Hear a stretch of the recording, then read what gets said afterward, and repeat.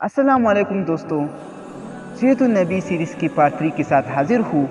دوستوں، آج کی اس ویڈیو میں حضرت محمد صلی اللہ علیہ وآلہ وسلم کی پیدائش سے لے کر بچپن تک کا تذکرہ کروں گا۔ تو چلتی ہے ویڈیو شروع کرتی ہے۔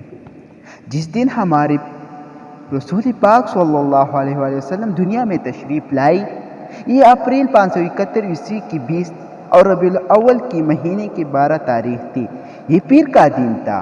بعض کتابوں میں آپ صلی اللہ علیہ وآلہ وسلم کی پیدائش کی تاریخ اپریل 571 کی 22 یا 23 اور ربیع الاول کی 9 تاریخ بھی درج ہے۔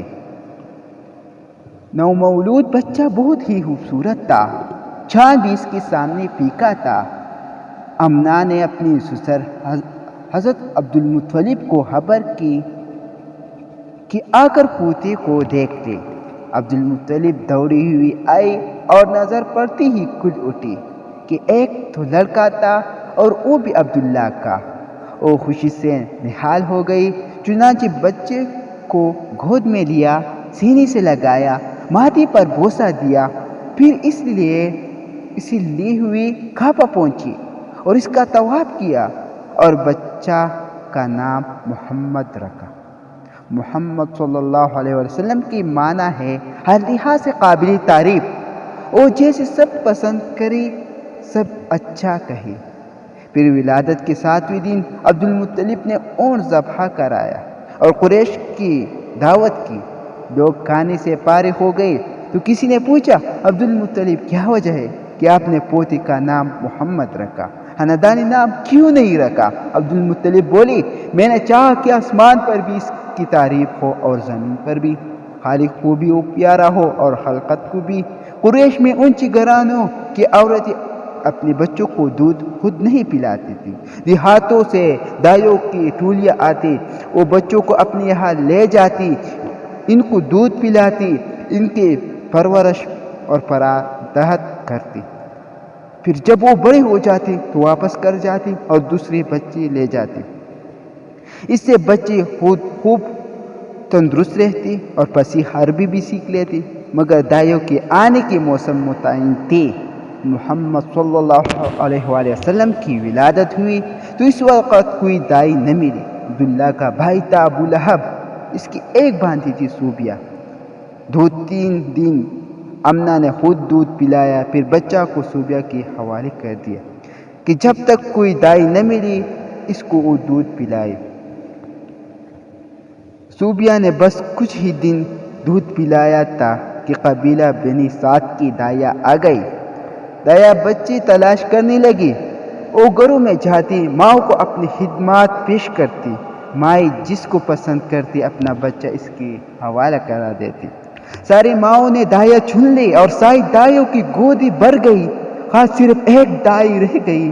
اس کو کسی نے نہ پوچھا، اس لیے کہ ذرا کمزور اور لاغر تھی، مفلسی کا بھی شکار تھی۔ یہ تھی ابو ذؤیب کی بیٹی حلیمہ، اور بچہ بھی صرف ایک ہی رہ گیا کہ دائی اس سے دور ہی دور ہے اور کوئی اسے لینے کے لیے تیار نہ تھی۔ وہ بچہ تھا عبداللہ کا بیٹا محمد صلی اللہ علیہ وآلہ وسلم۔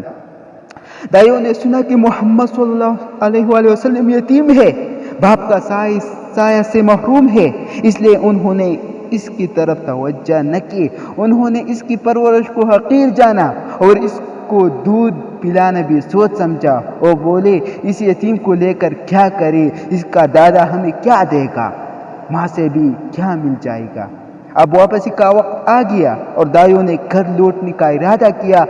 ہر ایک خوش تھے کہ اس کی گود میں بچہ تھا۔ حلیمہ کا شوہر بھی ساتھ تھا۔ حلیمہ نے اس سے کہا، بہودا مجھے شرم آتی ہے کہ ساری سہیلیوں کی گودیں بھری ہوئی اور ایک میری ہی گود خالی رہی۔ میں تو جاتی ہوں، اسی یتیم کو لے لیتی ہوں۔ خالی ہاتھ لوٹنے سے یتیم کو لے جانا بہرحال بہتر ہے۔ شوہر نے کہا، جاؤ لے آؤ، کیا حرج ہے، ہو سکتا ہے کہ اللہ تعالیٰ اسی میں برکت دے۔ چنانچہ حلیمہ بچے کو لینے کے لیے آمنہ کے پاس پہنچی۔ آمنہ کو ملال تھا کہ ان کے لال کو کسی نے نہ پوچھا۔ سہیلیوں کی بچے ہاتھوں ہاتھ لے، مگر ان کی جگر پارا کو کسی نے لینا گوارا نہ کیا۔ حلیمہ نے بچے کو لیا تو آمنہ کا بجھا ہوا چہرہ بھی خوشی سے دمک اٹھا۔ حلیمہ نے محمد صلی اللہ علیہ وسلم کو چھاتی سے لگایا اور منہ میں سوکھی پستان دے دی جس میں دودھ بھرا انعام ہی تھا، لیکن حلیمہ کی حیرت کی انتہا نہ رہی۔ انہیں ایسا معلوم ہوا جیسے دودھ کی جو چشمے نکل جا رہی ہوگی۔ یکایک چھاتی بھر گئی، بچہ دودھ پی رہا تھا اور دودھ اس کی منہ سے ٹپکا پڑ رہا تھا۔ محمد صلی اللہ علیہ وسلم سیر ہو چکی تو حلیمہ کی بچی نے بھی جی بھر کر پیا، حالانکہ اس سے پہلے تنہا ایسی کے لیے دودھ نہ کافی ہوتا تھا پیتا، لیکن کبھی سیر ہونے کی نوبت نہ آتی، چھاتی چوستا اور چوس کے رہ جاتا۔ حلیمہ کی ایک اونٹنی تھی، دہلی پتلی، بالکل مریل، بھوک لگی تو شوہر اسے دوہنی اٹھتی، آنکھ کی پھٹی کی پھٹی رہ گئی، وہ تن جو ہمیشہ سوکھا رہتا آج بالکل بھرا ہوا تھا اور دودھ خود ٹپکا پڑ رہا تھا۔ شوہر نے خود بھی پیا، بیوی کو بھی پلایا، دونوں نے جی بھر کر پیا۔ رات ہوئی تو دونوں نے بچوں کو پہلو میں سلا لیا، پھر خود بھی سو رہے ہیں۔ نیند اتنی آرام اور چھین کی تھی کہ بالکل ہی بے خبر ہو گئی۔ پھر صبح ہوئی تو شوہر بولا، حلیمہ کیا حال ہے بہودا، بہت مبارک بچہ پا گئی تم۔ حلیمہ بولی، بہودا میرا بھی یہی خیال ہے۔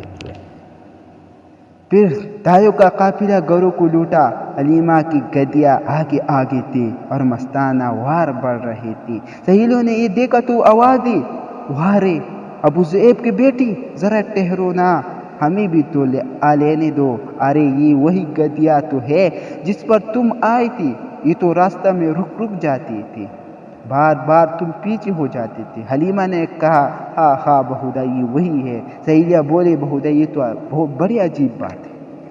اب حلیمہ کی یہاں برکتوں کی بارش ہونے لگی، ہر چیز میں برکت ظاہر ہو رہی تھی، جانور موٹے ہو گئے، دودھ سے تن پود آئے، ہر طرف برکت ہی برکت تھی۔ رفتہ رفتہ 2 سال گزر گئی۔ ادنا کا لال حلیمہ کا دودھ پیتا۔ حلیمہ کی ایک بیٹی تھی شیمہ، اس کی گود یوں میں چمکتا، صحرا کی کھلی فضا ہوتی اور دیہات کا سادہ زندگی۔ جسم تیزی سے بڑھا، ہاتھ پیر میں طاقت آ گئی اور بچہ خوب تندرست ہو گیا۔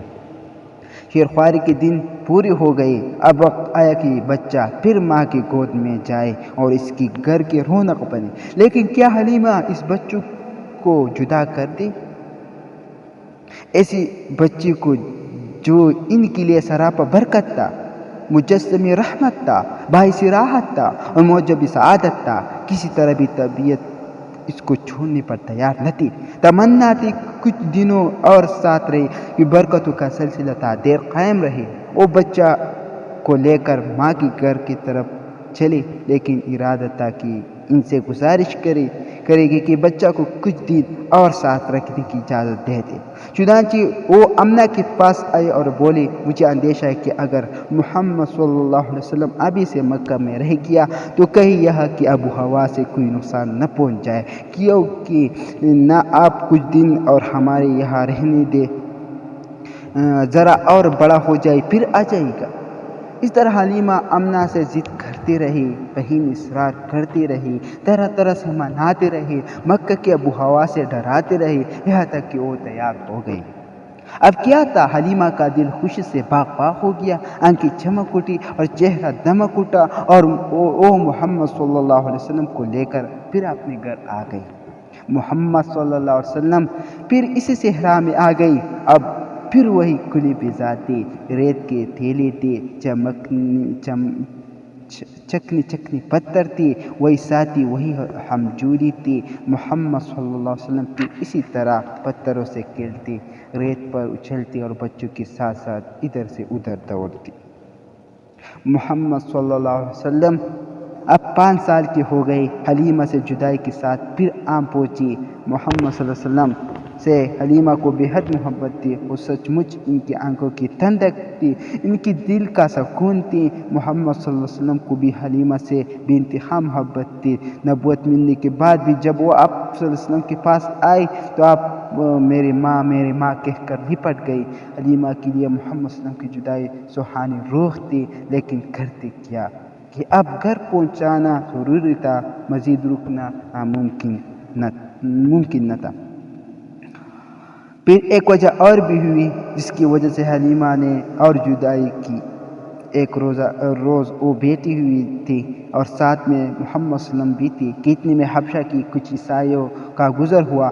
بچہ پر نظر پڑتی ہی وہ ٹھہر گئی، قریب آئی اور اسی غور سے دیکھنے لگی، ایک ایک چیز کا جائزہ لینے لگی۔ حلیمہ سے پوچھا بھی کہ کیسا بچہ ہے یہ؟ پھر وہ آپس میں باتیں کرنے لگی، اس بچہ کو لے لے، اس کو اپنے یہاں لے چلے گی، یہ بچہ ایک عظیم انسان ہوگا، ہم خوب جانتی ہے کہ یہ کیا بنے گا۔ حلیمہ ان کا مطلب سمجھ گئی، ان کی راتوں کو بھام گئی، ان کی سازشوں سے گھبرا اٹھی، ڈری کہ کہیں سچ مچ اسے چھین نہ لے، موقع پا کر اچک نہ لے یا کوئی آزار نہ پہنچا دے۔ چنانچہ وہ نظر بچا کر بھاگ کھڑی ہوئی اور بچہ کو لے کر غائب ہو گئی، حالانکہ یہی امید نہ تھی کہ اس طرح وہ بھاگ سکے گی اور بچہ کو ان سے بچا سکے گی۔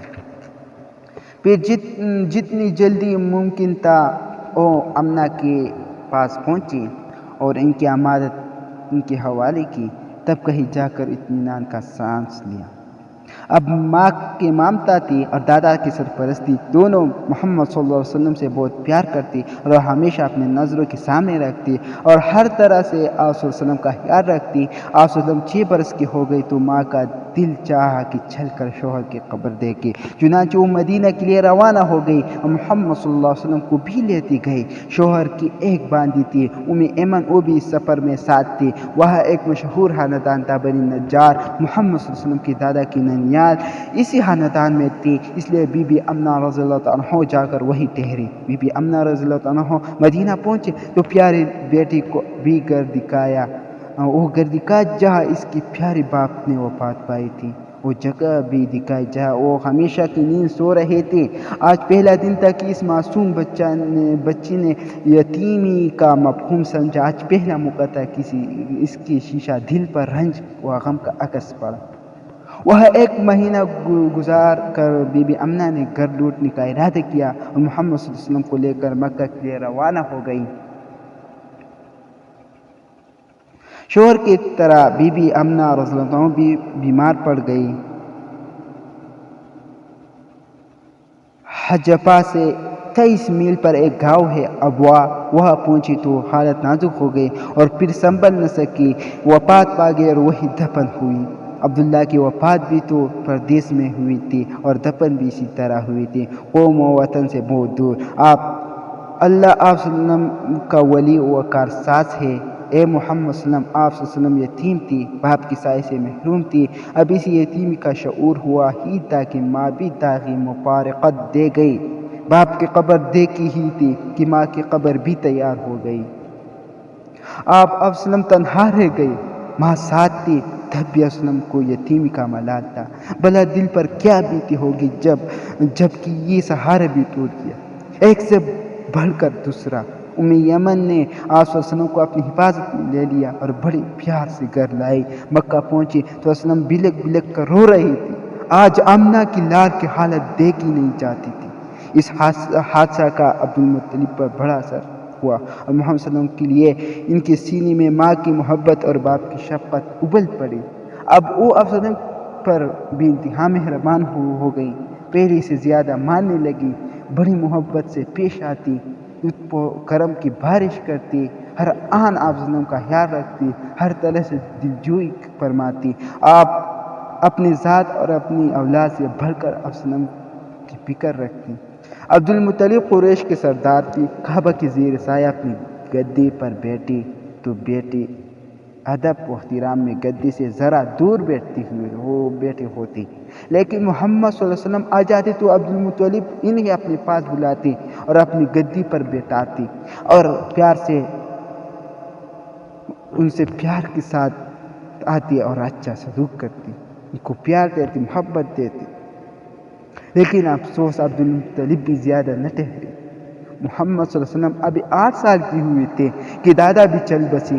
دادا کی موت پر آپ صلی اللہ علیہ وسلم کی دل کو صدمہ پہنچا، ویسا ہی صدمہ جیسا اس سے پہلے باپ کی موت پر ہوا تھا۔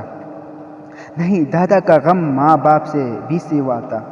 اب آپ صلی اللہ علیہ وسلم کچھ سمجھدار ہو چکی تھی، شعور بیدار ہو رہا تھا، جذبات و احساسات میں وسعت اور گہرائی آ رہی تھی، لطف و محبت کی حقیقت کو آپ صلی اللہ علیہ وسلم سمجھنے لگی تھی، نوازش و کرم کی قدر و قیمت پہ جانے لگی تھی۔ اس لیے محرومی کا احساس بھی اتنا ہی شدید تھا، اس کی چھن جانے کا غم بھی اتنا ہی گہرا تھا۔ آنکھوں سے آنسو جاری تھی، دل درد و غم سے چور تھا، خود تڑپ رہی تھی، اوروں کو تڑپا رہی تھی، یہاں تک کہ دادا کا جسم پیارے دادا کا جسم قبر کی بھیانک کوتری میں چھپ گیا اور پھر ہمیشہ کے لیے گزر ہو گیا۔ جی دوستو، سیرت النبی سیریز کی پارٹ 3 کا اختتام ہو چکا ہے۔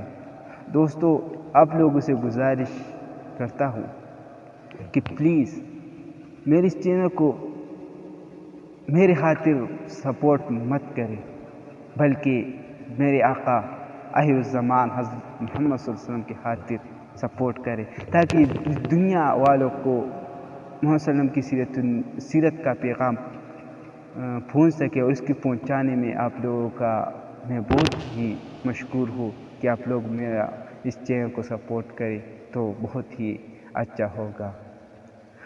ملتے ہیں اگلی ویڈیو میں، اور اس طرح سیرت النبی کی پارٹ 4 میں آپ لوگ پلیز میری اس ویڈیو کو لائک کریں اور اس کو شیئر کرنا نہ بھولیں۔ چلتے ملتے نیکسٹ ویڈیو میں، اللہ حافظ۔